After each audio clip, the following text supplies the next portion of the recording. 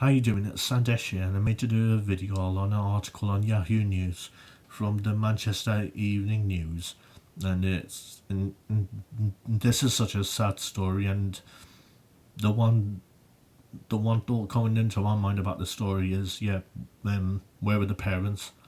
Because it all comes down to the parents on how they look after their kids and how they treat their kids.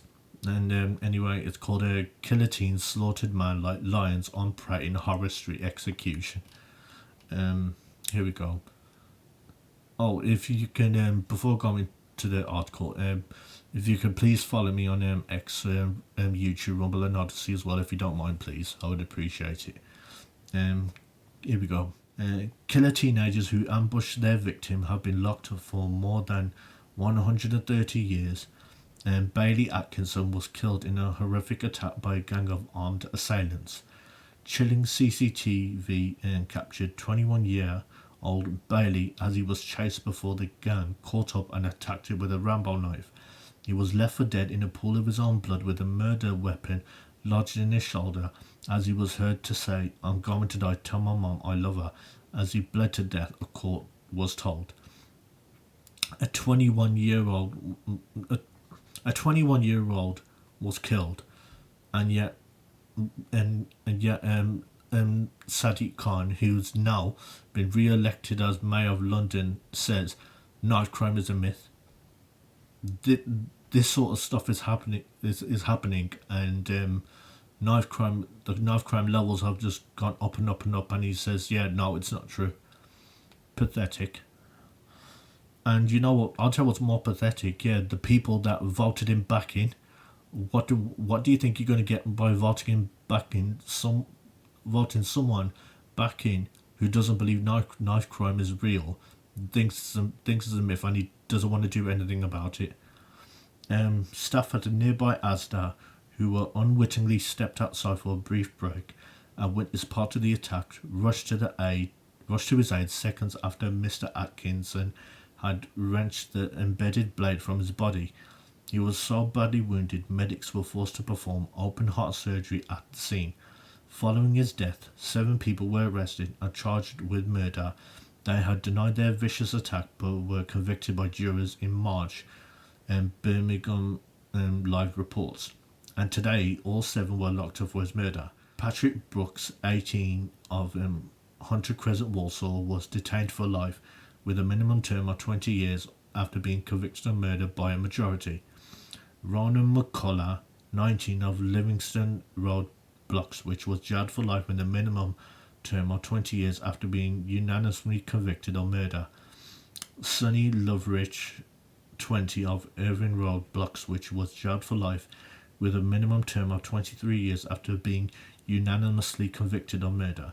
Benjamin Wilkes, 18, of Guild Avenue, Bloxwich, was detained for life with a minimum term of 18 years after being unanimously convicted of murder. One 17-year-old from Walsall who was detained for life with a minimum term of 19 years after being unanimously convicted for murder. Excuse me about that. A second 17-year-old from Walsall was detained for life with a minimum term of 19 years after being unanimously convicted of murder. A 17-year-old from Marston Green was detained for life with a minimum term of 19 years after being convicted of murder by a majority. Navar Witter, 18, of Innovation Way, Walsall, was acquitted of murder and an alternative charge of manslaughter. A 16-year-old from Walsall was also acquitted of murder and an alternative charge of manslaughter. The youth defenders cannot be named for legal reasons because of their age. Mr. Atkinson had moved to Walsall from Coventry 2 years previously to escape a gang lifestyle, West Midlands police said. He had been out with a female friend when he was killed in High Street, Walsall, on January 28 last year. The pair were dropped in the town centre by a taxi driver as the killers arrived in 2 cars, a Toyota and a Seat Leon, which had been stolen days earlier. Footage from CCTV played to jurors capturing both cars passing Mr. Atkinson as he walked from his friends towards market stalls in the early hours of January 28 last year. The cars turned around before the Seat Leon and drove towards the victim and the woman. Mr. Atkinson ran towards the entertainer and Poundland shops as the woman ran in the opposite direction. One person got out the Seat Leon, and while Mr. Atkinson was standing outside Poundland, the victim ran back towards the market stalls before clinging onto a lamppost as the Seat Leon drove towards him again. Moments later, he was recorded on the ground as his attackers surrounded him to lay blows, the trial heard. The attackers were like lions on prey, the court was told. Gang members rushed back to the two vehicles as Mr. Atkinson was left seriously wounded on the ground.